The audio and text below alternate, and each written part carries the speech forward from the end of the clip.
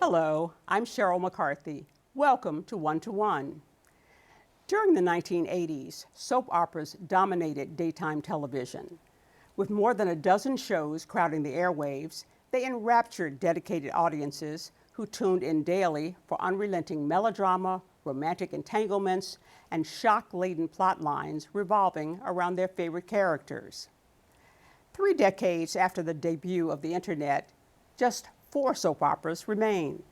Today's guest had a unique vantage point to it all as a recurring cast member on the long-running soap The Guiding Light.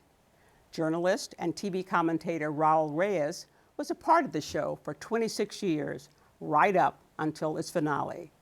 Today, he'll share some stories about what it was like playing a minor character on an iconic show and what it was like to witness the show's final days. Welcome. I read your recent New York Times piece entitled Surviving Guiding Light. What provoked you to write that? Guiding Light ended in 2009, which was, quite some time ago. But the reason I wrote the article is because it was such a meaningful part of my life for so long that I really wanted to just wrap some words around something. When I look back, really was a profound experience. And I had worked on the show on and off for decades. And I was with a group of people. It takes about 150 people to make a soap opera. It takes that village to create 1 hour of TV a day. And we had just shared so much. We were all involved in each other's lives. We all had a fictional sort of set of lives that we participated in as well. And then one day, it ended. And it was just such an unusual thing. It was an emotional time. And I think I just felt a little nostalgia, and so I wanted to make it sort of an endpoint, I guess, because years ago I had written about working on Guiding Light as well for the New York Times, and so I guess I wanted to sort of go back and write a coda to that original piece and share a little bit of what it was like. So how did you get into the show in the first place? I got on the show, I think probably like most people did back in those days. You would send in your picture and resume to a casting director, which was a different person at the show, and cross your fingers. And I remember meeting the casting director. I remember doing a monologue, and then I didn't hear much. I was in college at the time, so it was just something I did about it and sort of forgot. And then I started going into just to be an extra, which on Guiding Light, it was very professional, and people always loved it because they always said there are no extras here. If you were an extra at Guiding Light, they said you were supporting player. And so I was a supporting player for a long time. And then a few more times I would go in and meet with the producers, and they would ask if I could do it on an ongoing basis. And I never said just no, because especially when I was younger, it was a great job. And I was participating in a medium and in a show that really was beloved. People loved that program. In fact, when the show ended, I always heard from people that, oh, I watched that with my grandma, or it brought back memories of when they were little, or they watching with their mom or their sister. So it had this multi-generational viewership. And so it was, honestly, even to the end, it was exciting to be a part of an institution that played a role in people's daily lives. It was exciting to be participating in making a TV show. And honestly, it was exciting to see some really tremendous actors performing these scenes. And on top of all that, it was a very fun experience. And we, just like all New Yorkers, over this long period of time, we went through a lot of things together. And I think everyone had bonding experience. So tell me about your role on the show. Yeah, in the beginning, when I first was on the show, I was just an orderly in the hospital, and I did it long enough that I eventually noticed when my part got a little bigger, I became orderly 1. So that meant I usually followed around the 2 main hospital characters, and whatever they said, I would say, yes, doctor, or yes, Nurse Lily. So I was like their sidekick, just agreeing with whatever they said. And there were other people in the hospital playing regular nurses, playing regular personnel. But I think I did it for so long that eventually they started writing me into the script, just using my own name. But I did really love it because the center of the show was always the hospital. So there were always babies being born or people dying, or like I mentioned, sometimes a character would go into a coma. And if you were playing hospital personnel, that was great for us. Why? Why? Because that meant our income would go up because that person would be in a coma For a long time. weeks. or sometimes if there was a very popular actor who was renegotiating their contract, the producers would write them into a very serious mystery illness. And depending on how the contract negotiations went, that determined whether that character lived or died. So for people like me, where our roles depended on the main characters, those types of situations were really quite remunerative, and we spent more time there. And on top of all of that, it sounds funny to say this out of the context of the show, but honestly, I can remember seeing certain scenes in the hospital. I remember one time there was a female actress who did a very emotional scene after her character experienced a miscarriage, and she was crying, and she had a long monologue, and they called cut. And honestly, the whole vibe on the studio floor was it was that moving that in the moment we were feeling. It felt real. We felt the sadness, although it was all a make-believe story. When you're right there and you're watching it, you do feel it. So within the confines of the show, we went through a lot of joyous experiences, and some not so joyous, but it was very exciting. Now, this was Cedars Hospital, right? Right. Was Cedars Hospital like any hospital, any other hospital that you'd ever known? Maybe not. Cedars Hospital, I always say, was the ideal hospital. Every patient had a private room. Nobody ever asked about your insurance. On the other hand, they routinely switched paternity results. And if you ever looked into, say, like the supply closet or a particular hallway, there'd be some mad romantic trust going on. So it was fictional, but that was part of the reason why people liked it. It was that escape from reality, and the characters, especially the ones associated with the hospital, had such a longevity that people really fell in love with these characters. They enjoyed all the actors, but they loved the characters. And soap operas have had some crazy storylines, but I think because the affection for these characters were there, the audience would go along with really almost anything. And I'm talking people who came back from the dead, or people who were cloned, or ran away to live with the Amish, or were killed by the mob, but then came back 2 weeks later. So the audience accepted a lot because of this reservoir of goodwill for the characters, which is a tribute really to how well they were written. Now, you started doing this in college, and you continued doing it in law school. How did you fit this into your student schedule? Not very well, but it was great for me because it was a great part-time job. I generally had all my classes in the morning, but honestly, unless it was exam week or something, like say during the period when the bar exam was coming, if the show called, I didn't say no, because I did truly love it, and I enjoyed being there, and like I said, the people, and certainly the pay was not bad. What was the pay? What kind of pay were we talking about? If you would go like a non-contract player, even with one line, it was $4.25 a day, and very often, and especially in the heyday, soap operas were doing multiple episodes in just one day, so you would get paid 3 times for that, for participating in scenes that would air over 3 different episodes. So it's kind of a balancing act, but I think when I look back, it was absolutely worth it, and it was such a different world from my law school experience at the time that I think it was a good balance for me, because I went to law school with a lot of very wonderful sort of straight-laced people, and so I think as an outlet, it was good to be around, some arty types and people who would tell you their life story in a second, and it was just a very different sort of atmosphere, but I think it was a healthy balance for me back then. My observation is that a lot of the people who go to law school really want to be something else. They want to be a poet. They want to be an actor. They want to be a jazz musician. They want to host one-on-one. I don't know about that. But they go to law school because they say, well, this is a good backup. I can earn. It's good discipline. Right, and I can earn a living. But they often dream of doing something else. Yeah. And yes. we went to the same law school, and I know that which is Columbia, and I know that there was a student musical, a student show every year.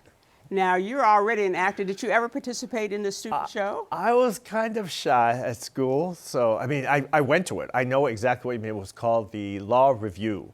I didn't really participate in it, although I liked watching it, and I definitely appreciated, I think in my last year, a little bit, but I don't know. Like, I think in that environment, I definitely tried to just be very studious.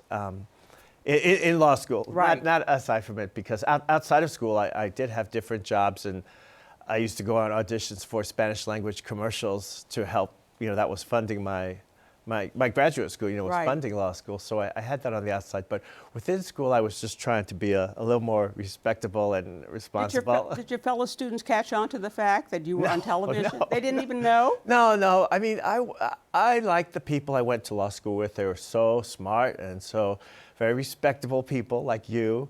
But usually we would talk about things that related to torts or civil procedure and all those fun things you get to memorize when you're in law school. So not a whole lot, but I guess just, and also a lot of them had their own lives outside right. of law school, whether they had families or separate careers. So not so much. To what extent did the show reflect what was going on in the country and the world at the time? Yeah. It really reflected the country a great deal. In fact, Guiding Light has always been known among the soap operas as one that had, say, for lack of a better word, sort of a social conscience. On the show, it was one of the first shows to introduce African American characters on a regular basis, contract roles. It was one of the first shows to explore storylines with AIDS and HIV, with breast cancer, with a lot of things. So in that sense, it reflected a lot of the realities of contemporary society.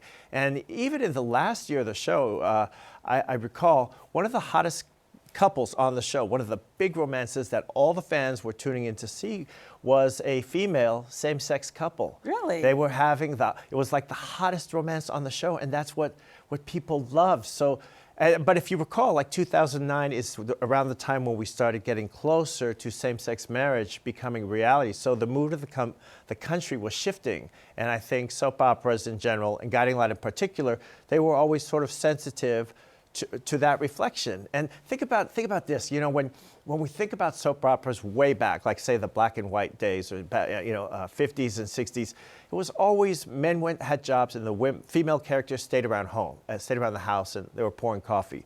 But when you get into the 70s and 80s, where American women in real life are working, taking on careers, exploring all these issues about being a 20th and 21st century woman, that's when soap operas started doing the same thing. All of a sudden, these characters were running their own companies or writing books or doing things that in the past soap opera characters never did. So I think the shows very much reflected the reality, and Guiding Light in particular tried, I think, to stay very current with what was happening, not just with their viewers, but with American society. I think you also mentioned that soap operas gave women job opportunities that they had not had before. Right. Oh, aside from the many, the hundreds of supporting cast members and many contract members, for many years, really the only place in television where a woman could be executive producer, showrunner, or senior producer, it was daytime. I mean, this was before we knew of people like Shonda Rhimes. Those opportunities did not exist. Primetime directors were all men. People who were doing big films were basically all men. So daytime, it was very important for women getting into television to give them leadership roles, to give them experience in dealing with the network and being responsible for taking over, say an institution. These shows ran for so long. Guiding Light began on radio in 1937 and then moved on to TV in 1952. So women were taking on the responsibility of a program that was so iconic and had such a tremendous legacy, and they did it very successfily. What do you think was the draw for viewers? What was it about these shows that drew them in? We think about soap operas, we think about wild romances, secret loves, all sorts of crazy plot lines, but when you really get them down to their essence, soap operas are serialized long form storytelling, right? And that's what people used to do when we were primitive men sitting around the campfire. It was serialized storytelling. That's what the American, that's what radio serials were all about. And then that transferred to television. And I think it was that sense of continuity, the cliffhangers, so to speak, that people loved. And because characters were coming into people's homes every day, people felt like they knew them. And I have heard many times from viewers who say that although they never met people associated with the show or they were not in New York, they felt some type of kinship or connection with these characters. And they felt that in some ways it brought them closer with their own families because they could see issues play out on the show that maybe made them think about how they viewed themselves or how they viewed different people or things happening in their own worlds. So we come to 2009, and by that time you've been doing the show for like 26 years, was it all together? And the show is closing. Why was it closing, and what were the last days like? Well, it was closing for, of course, it's TV because the ratings were not there. And there were a few big factors that went into it. One was the more women got into the workforce starting in the end of the 80s, soap operas in general started losing some of their audience. But then aside from that, soap operas are very expensive to produce because you're talking about 150 people making the program, and some of those people, like performers and writers, receive residuals. So you have a declining audience and high fixed costs. And at the same time, the rise of the internet and the digital age where younger people want to see, they don't want cliffhangers. They want to see something happening right now. So all of these factors sort of converged. So the show actually was canceled. The day they announced the cancellation was April Fool's Day. Wow. And I remember in the back of people's minds, people thought maybe this is a sick joke by CBS, but it was very real. And all of a sudden, we had like a sort of a wind down to the final shows in August, and it was very much kind of a wrenching, emotional experience because people many of us had grown up with, we knew we weren't going to be seeing each other on a regular basis anymore, and we had all gone through things in our own lives and shared so much. And I think it's the same for anyone who has a job. That they work for a long time and they leave the job or the job goes away, they experience that. But it was definitely heightened for everyone working on Guiding Light because, look, this is an environment where, it's as part of the job we're crying and emoting or, all the emotions are quite heightened. So all of a sudden just that actually reached the end date, it was I think hard for people to process.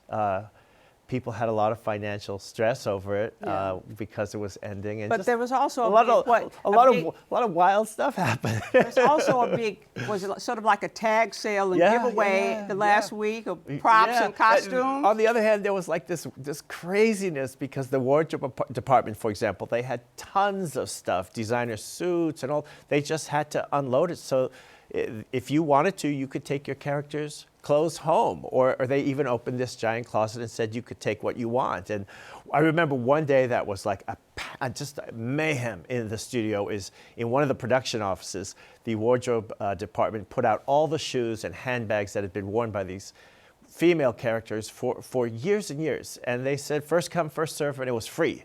I think the only limit was that maybe 4 or 5 per person. Mm-hmm. So every woman in that CBS building was down there getting these. Sure. And these were beautiful accessories.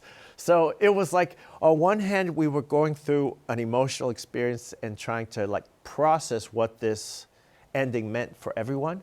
And at the same time, it was like a big tag sale and giveaways and this sense of almost like of excitement. And I look back and I always remember this, kind of sums up the juxtaposition of emotions on that day. The last day that I went down to the studio floor to go on the soundstage, they had these doors, you went through to the soundstage, and one of the lead actresses, a beautiful person, a lovely person named Beth, she had written sort of an open letter to the casting crew, and she thanked everyone. She talked about how much the show meant to her. It was really just a lovely tribute, and she had posted it because she wanted everyone to see it, and that was her acknowledgement of the show. And right next to it, one of the producers, I guess, trying to be helpful, had posted a sheet of paper from New York State explaining how to apply for unemployment. Oh, wow. So I remember thinking like, oh, what a beautiful note from Bev. And this is how to apply for unemployment. Right. That kind of summed up how you it mentioned, was. We talk about the impact of the internet on soap operas, but also reality TV, which is much cheaper. But you also mentioned the impact of the O.J. Simpson trial. Right. In 1994-95, that's when O.J. happened. And in many ways, I look back and I think O.J. was sort of gave birth to reality TV as we know it, because all of a sudden people were transfixed by something happening in real time. And I think it only started at maybe on court TV, but eventually the trial became such a big deal that it was preempting all of the soap operas. And what happened was, for many people, it sort of, in a sense, broke their soap opera habit. They realized they didn't need to watch All My Children every single day, or life could go on, unfortunately, if they didn't watch Guiding Light every single day at the same time. So once the trial finally ended, about a quarter of soap operas, their audience just never came back. And then after the audiences got a taste of real-time, real-life viewing, that's when we started seeing so many reality shows. That's when we started seeing more talk shows that explored, like, say, the most salacious type of subjects. And then also we saw an increase. Remember when Guiding Light went off the air, 2009, the country was in a financial crisis. A lot of people were worried about money. And that's when we started seeing a lot of these, talk and cooking shows and also court shows, like whether it was Judge Judy or People's Court. These shows were so much more economical to produce. And they're competing for a smaller segment of the audience. So that was sort of the perfect storm for a lot of the soap operas in terms of their lack of viability going forward. Although I think that the genre continues, they're just not called, we maybe don't think of them as soap operas. Where do we Okay, see soap what's opera one of the hottest shows on TV right now? The Crown on Netflix. That is basically a soap opera about the royal family. I just finished it off. Right. All 6 seasons. Right. So it's serialized. That happens to be based on real events, but I think that's where a lot of that interest has gone. People invest in characters and want to see them go through an arc. They just don't want to do it maybe for years and years and years, but that the core of the storytelling is still there. Right. So I feel like it continues. And you have soap operas. Well, that's an example of soap opera being international, and there are other soap operas that... Many. Some of the hottest soap operas in the world right now, believe it or not, although the United States, it was here that they perfected the genre as we know it. The hottest soap operas in the world right now come from South Korea, and they come from Mexico and Latin America. And these are shows that are popular in Russia, in the Middle East, all over the world, dubbed, because what's at the heart of it is, the same things that made shows like Guiding Light popular. A star-crossed romance, a shady, mysterious CEO, and beautiful young people having their romantic adventures. That's what's the through line in saying. In most of these shows, I think that's what people are still responding to, no matter what culture it originates in. I must say, you've also had a career as a lawyer, and you work now as a writer, a TV commentator. What would you say, if you had to sum up the impact that being on Guiding Light has had on your life? Guiding Light had, it had a tremendous impact on my life because it gave me an exposure to the arts and performing that I could never have imagined the first day I went there as a teenager. It opened my eyes to the possibilities of just life in New York and interacting with all kinds of people. And I think it gave me just the foundation for in terms of performing that is still important to me when I work as a commentator, when I'm doing a news report, or when I'm with Sheryl on one-on-one, things like that. That type of presentation and being able to talk to people. I think all of those things I can thank the show for. And most of all, I met wonderful people who I'm still friends with, and I saw them at their best. Sometimes we saw each other at our less than ideal times, but we had a tremendous emotional journey with the show on screen, off screen, and that has enriched my life. And you did this, you worked on a show during the time that you were practicing law, correct? Yes. And you know, once in a while, people would sometimes, in the strangest places, someone would recognize me from the show. And I remember once a judge called me for a conference, and I was so scared because I was quite new as a lawyer. But he told me to approach the bench, and I went to see what he wanted. And he asked me. He said, "Is it true you're on soap operas?" And then he told me that he was interested in acting, and he wanted to know, like, if I could give him the phone number of one of the producers so he could break into acting. So the world intersected a few times, I guess. Okay. There have been a number of strikes in the TV and music business, the writer's strike, for instance. Do you have any feelings about that? Well, because I'm part of the Screen Actors Guild, SAG-AFTRA, the performing union, which was also on strike for over like 150 days, that was something I very much supported because I have over 40 years in that union. I think the good news for people who love soap operas is those strikes the performer strike did not affect soap operas because daytime shows are produced under something called the network code. And that was not an issue with SAG and AFTRA. So out in California, for example, shows like Young and Restless, Days of Our Lives, they continued to produce episodes, and they were fully compliant. They were not union busting. They were not in violation of the strike. It's just a separate contract, so they were allowed to go on. But for me, I was completely in support of the strike because there were so many issues. Some of the same things that I benefited from at Guiding Light in terms of earning a pension, earning residuals, and being able to participate in a long-term show. Those were some issues that were connected to the strike. Yeah. Well, you've had a fascinating career. Thank you. The combination of law and soap operas and journalism. And thank you for coming and it's a pleasure to meet you in person. Oh, my pleasure. Thank you. Unfortunately, we're out of time, but I'd like to thank Raul Reyes, attorney, journalist, and former hospital orderly on the long-running soap opera Guiding Light. To learn about our upcoming shows, you can follow us on Twitter at 121 CUNY TV. For the City University of New York and 121, I'm Sheryl McCarthy.